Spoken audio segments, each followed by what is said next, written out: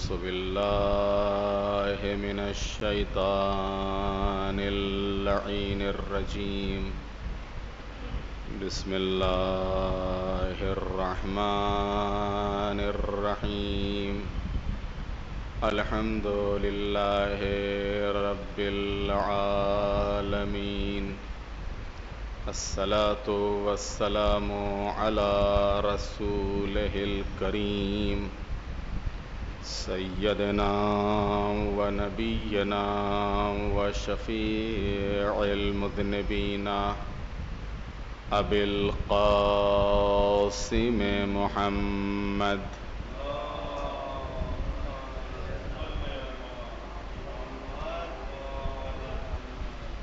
وآله الطيبين الطاهرين المعصومين المظلومين ولعنة الله على أعدائهم أجمعين من يومنا هذا إلى قيام يوم الدين. رب اشرح لي صدري ويسر لي أمري واحلل عقدة من لساني يفقهوا قولي.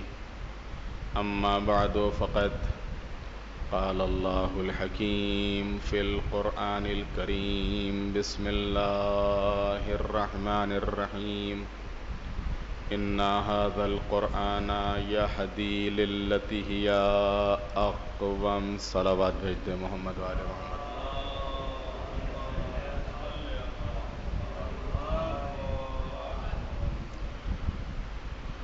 قرآنی واقعات کے ذیل میں گفتگو ہو رہی تھی اور ذکر تھا حضرت یوسف کا.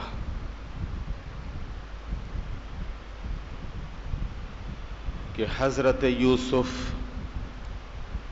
کو ان کے بھائی کس طریقے سے بہانے سے اپنے ساتھ لے گئے اور پھر انہوں نے جو جناب یوسف کے ساتھ کیا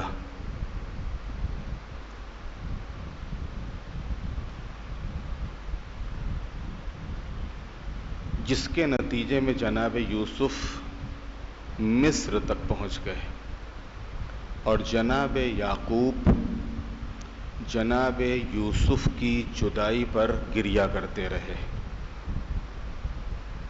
اور وہ اپنے بیٹوں سے کہتے بھی رہے کہ میرا یوسف مرا نہیں ہے بلکہ وہ زندہ ہے. تم لوگوں نے کوئی چال چلی ہے تم لوگوں نے کوئی چال چلی ہے. میرا یوسف زندہ ہے. اب جب جناب یوسف مصر پہنچے تو ایک تو یہاں پر بکے تھے، بھائیوں نے قافلے والوں کے ہاتھ بیچا. مصر میں یہ جو قافلہ لے گیا تھا جناب یوسف کو، اس نے عزیز مصر کے ہاتھ بیچا. اور جناب یوسف کہاں پہنچ گئے؟ محل میں، عزیز مصر کے محل میں.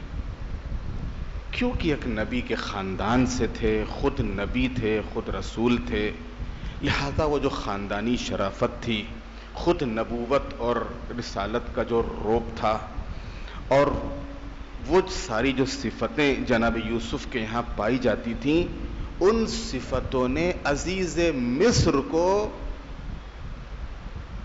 جناب یوسف کا گرویدہ بنا دیا تھا.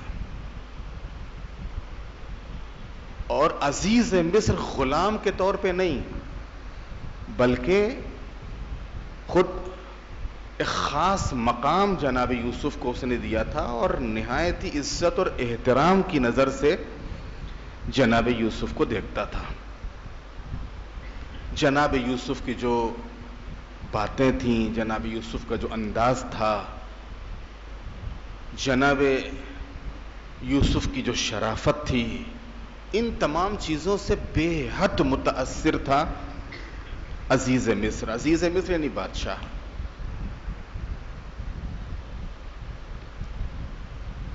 اب ظاہر سی بات ہے کہ جب عزیز مصر اتنا فریفتہ ہے جناب یوسف کے اوپر تو عزیز مصر کی سوچا وہ جناب یوسف کیونکہ اسی گھر میں ہے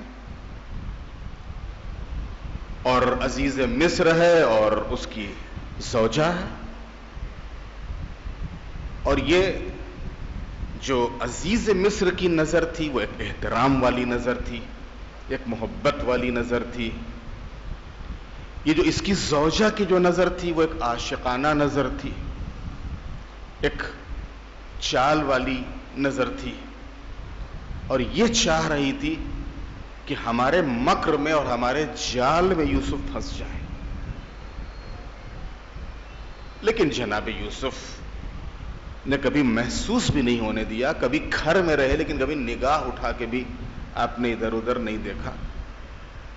لیکن اسی گھر میں، اسی محل میں ایک دن ایسا آیا کہ جب جناب یوسف کو بہانے سے عزیز مصر کی جو زوجہ تھی زلیخا اس نے بلایا، اور ایک محل میں، پھر اس کے بعد دوسرے میں، پھر تیسرے میں، پھر چوتھے میں، یہاں تک 7 دروازے تھے. آگے آگے یوسف ہیں، زلیخا ہیں، پیچھے پیچھے کنیزیں ہیں. جیسے جیسے یوسف اور زلیخا آگے بڑھتے جاتے ہیں کنیزیں دروازہ بند کرتی جاتی ہیں. پہلا دروازہ بند، دوسرا دروازہ بند، تیسرا دروازہ بند، یہاں تک کہ 7 دروازے بند ہو گئے. اور یوسف پہنچے اس آخری حجرے میں. ساتھ میں کون ہے؟ زلیخا، جو پچھلے شب جمعہ میں، اس سے پہلے والے شب جمعہ میں آپ جہاں پہ بات تمام ہوئی تھی. اور جب وہاں پر یہ جناب یوسف پہنچے ہیں تو ایک مرتبہ جو ادھر ادھر کی باریاں تھیں، ونڈو تھیں، دروازے تھے، ان پہ ایک مرتبہ اس نے پردے ڈالنا شروع کیے. وہیں کے اوپر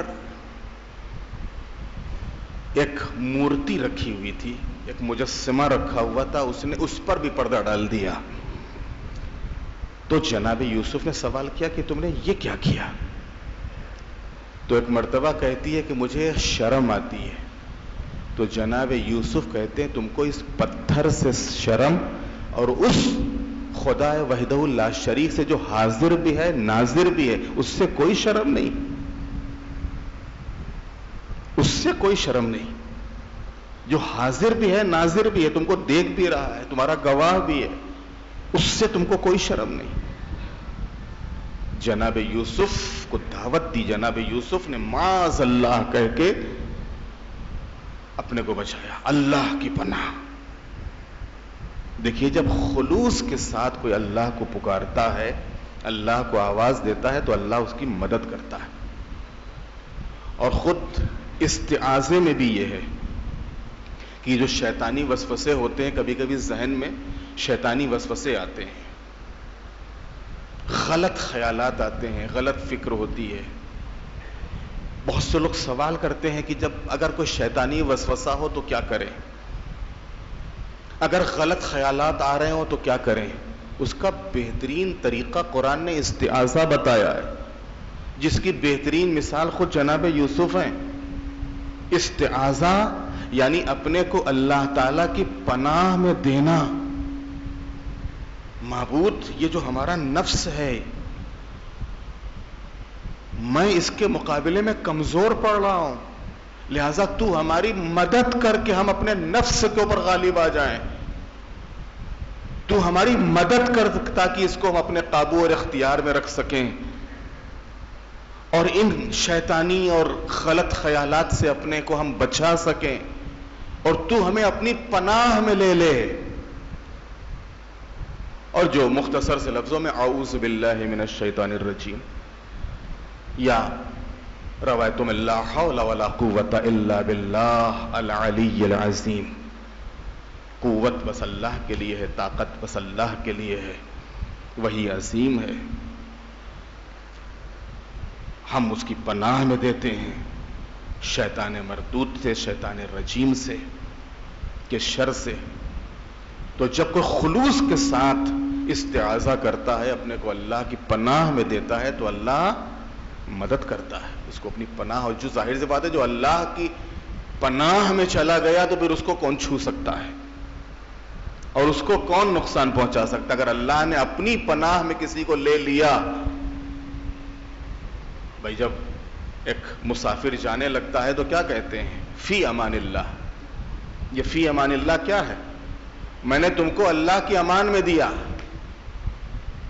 یعنی اللہ تمہارا حافظ ہے، اللہ تمہارا نگراں ہے، اللہ تمہارا محافظ ہے، میں نے تم کو اللہ کی پناہ میں دیا۔ جناب یوسف جیسے ہی انہوں نے کہا معاذ اللہ، اور یہ کہہ کے اپنے کو پیچھے کھینچا، اب اللہ نے کیسے مدد کی؟ کہتے ایک مرتبہ جب زلیخا کے بلانے پہ اور کہنے پہ اور اپنی طرف متوجہ کرنے پر جناب یوسف متوجہ نہیں ہوئے تو ایک مرتبہ اس نے زبردستی کی جناب یوسف سے، اور اس نے جناب یوسف کا دامن پکڑا، جناب یوسف چلے۔ اب اس کو کہتے ہیں اللہ کی مدد۔ جیسے ہی آگے بڑھے دروازہ بند تھا، کھل گیا۔ اور یہ چیز دیکھیے، یہ صحیح ہے کہ ہاں نبی خدا ہے، رسول خدا ہے، یقیناً معجز نما ہے، لیکن میں نے عرض کیا کہ یہ چیزیں عام زندگی میں بھی ہو سکتی ہیں۔ اللہ کی مدد اسی کو بولتے ہیں کہ جو چیز نہ ہونے والی ہو وہ ہو جائے،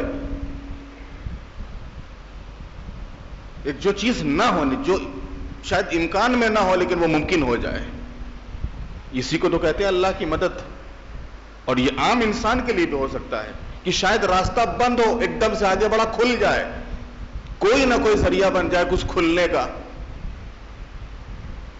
اور راستہ بن جائے۔ نہ جانے کتنے حالات اور واقعات ہیں، نہ جانے کتنے ایسے کہ جہاں کے اوپر چاروں طرف سے انسان کے لیے راستے بند ہو گئے، انسان نے اپنے کو مشکلات میں گھرا ہوا دیکھا، اللہ کو پکارا معبود تو ہماری مدد کر، اللہ نے اس کے لیے راستہ کھول دیا۔ ایک صلوات بھیجتے محمد و آل محمد۔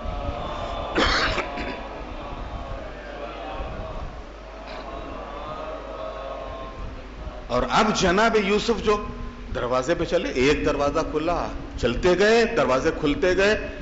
اب جو آخری دروازہ تھا، جیسے ہی اب اس دروازے کو پار کیا، ادھر سے عزیز مصر آ رہا تھا،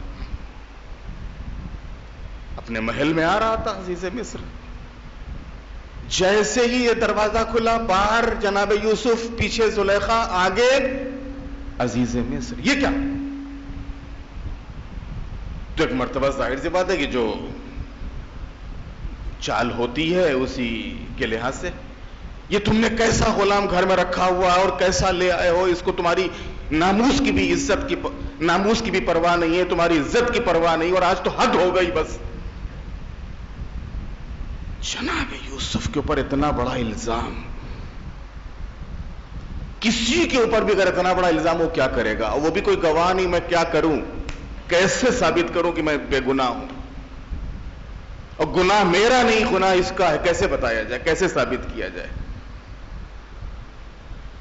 لیکن میں نے عرض کیا جب انسان کے اندر خلوص ہوتا ہے تو اللہ مدد کرتا ہے، اور خود قرآن مجید میں اللہ تعالیٰ نے کہا کہ ہم نے یوسف کو اس لیے بچا لیا کہ وہ میرے مخلص بندوں میں سے تھا۔ ایک صلوات بھیج دے محمد و آل محمد۔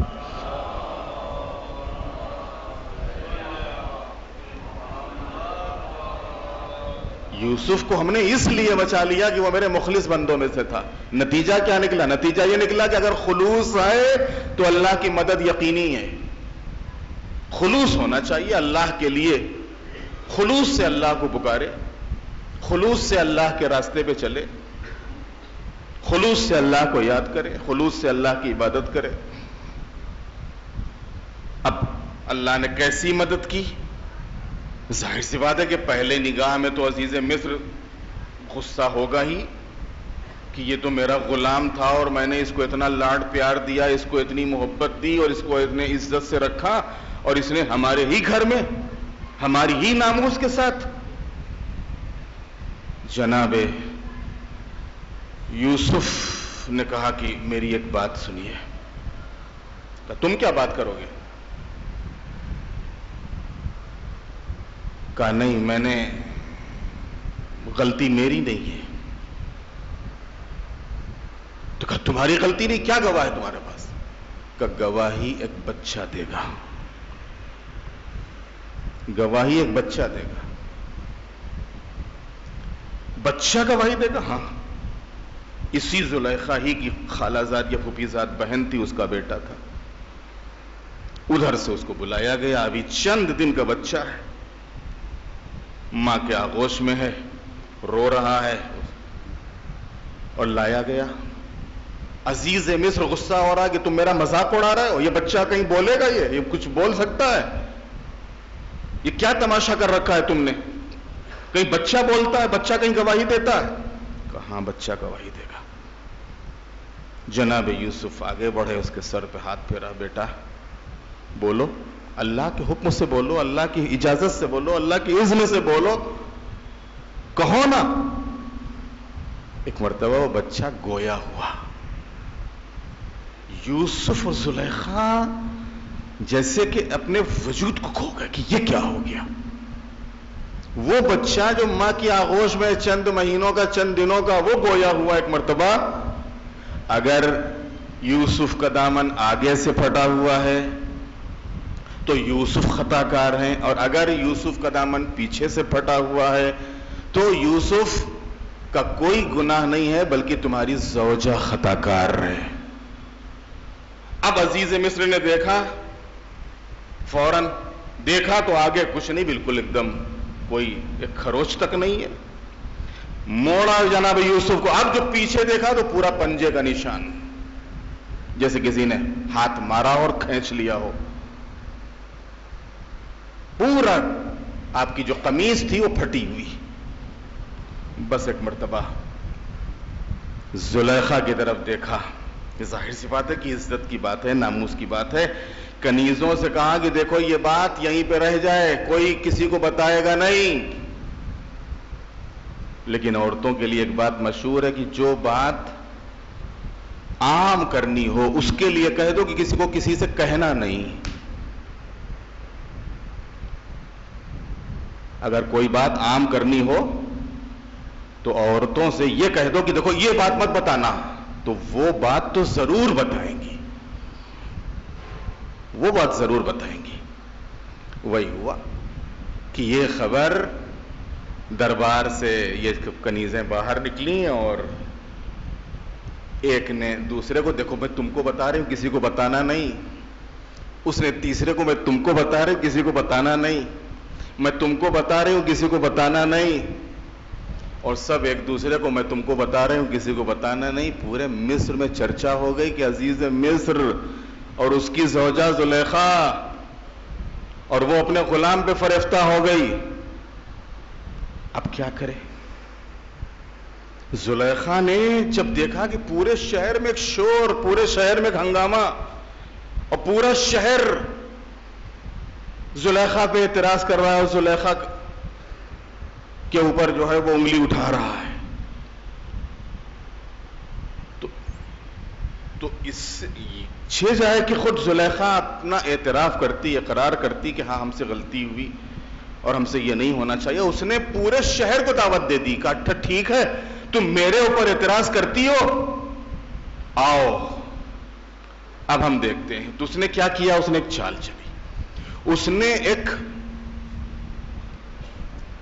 اپنے ہی محل میں ایک دعوت کا انتظام کیا, اور اس میں جتنے بھی مصر کے بڑے بڑے خاندان تھے اس وقت, رئیس, زمیندار اس وقت, ان سب کو دعوت دی. ان سب گھروں کی عورتیں, ان سب رئیسوں کی عورتیں سب آئیں. ان کو سب کو بہت احترام سے, بہت ہی لائن سے سب کو ادھر ادھر بٹھالا گیا.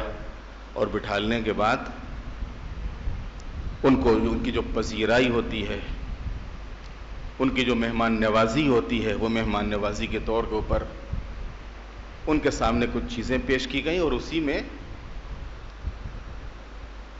ایک نارنگی اور ساتھ میں چھری, پلیٹ میں نارنگی اور چھری. آپ ایران وغیرہ میں جائیے تو وہاں جو پذیرائی ہوتی ہے تو ایک ساتھ میں چھری رکھیں گے اور 2-3 پھل آپ کو ساتھ میں رکھ دیں گے.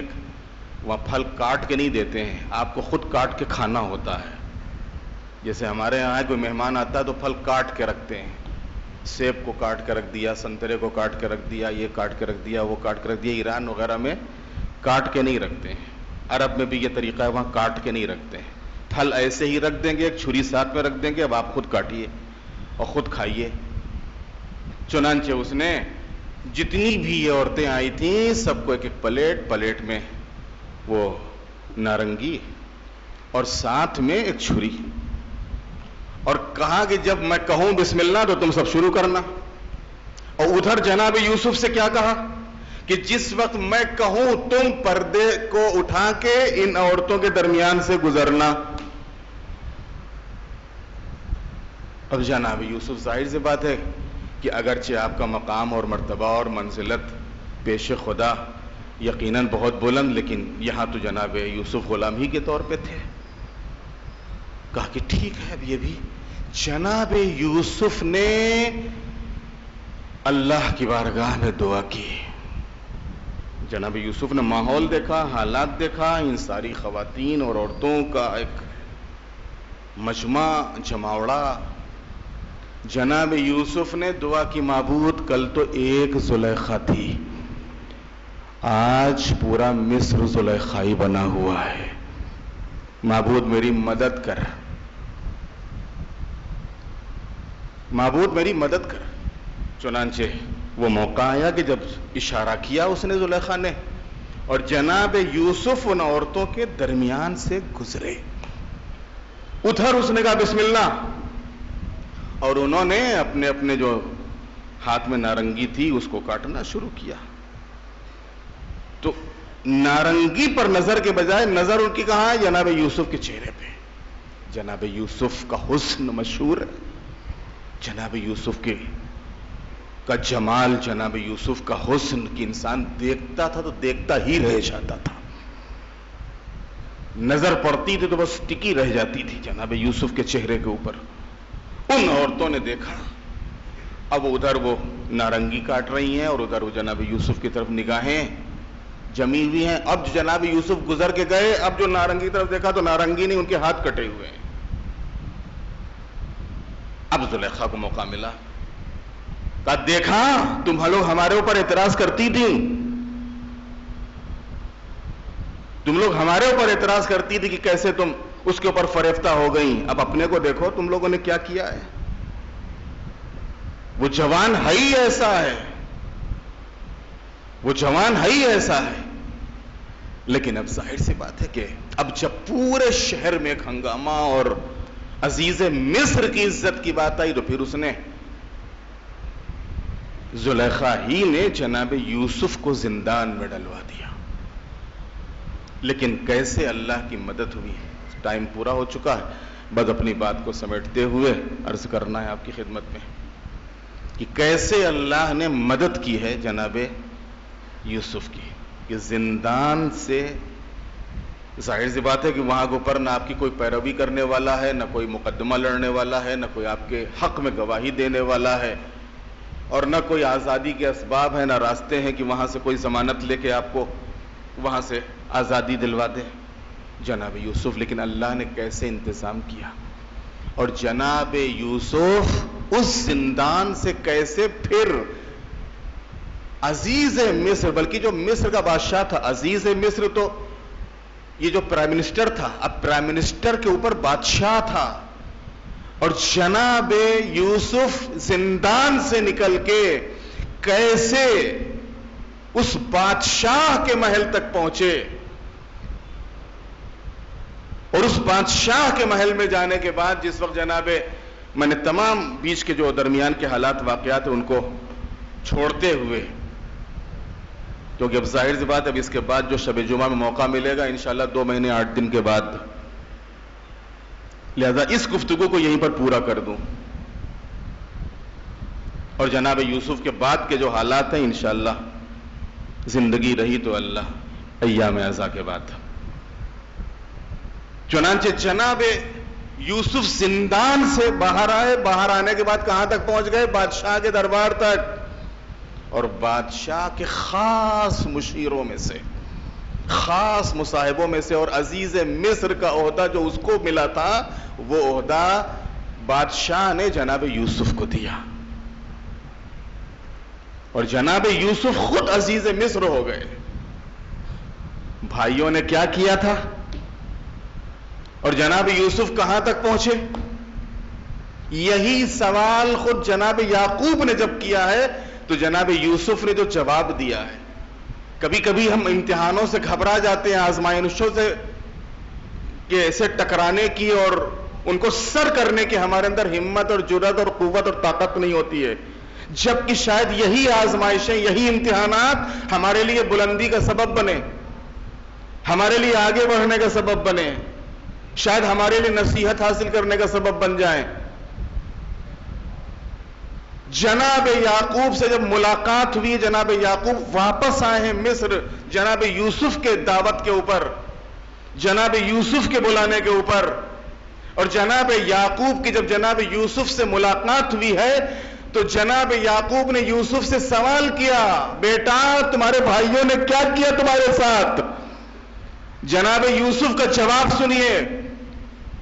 کوئی دوسرا ہوتا تو شکوے کرتا، شکایتیں کرتا کہ اس نے یہ کیا تھا، اس نے یہ کیا تھا، اس نے یہ کیا تھا، اس نے گالی دی تھی، اس نے ہم کو مارا تھا، اس نے کنویں میں ڈالا تھا، اس نے ہم کو ڈرایا دھمکایا تھا۔ لیکن یہ جناب یوسف ہیں، جس وقت جناب یعقوب نے سوال کیا، بیٹا تمہارے بھائیوں نے تمہارے ساتھ کیا کیا؟ جناب یوسف جواب دیتے، بابا یہ نہ پوچھئے کہ بھائیوں نے کیا کیا، یہ پوچھئے کہ اللہ نے کیا کیا۔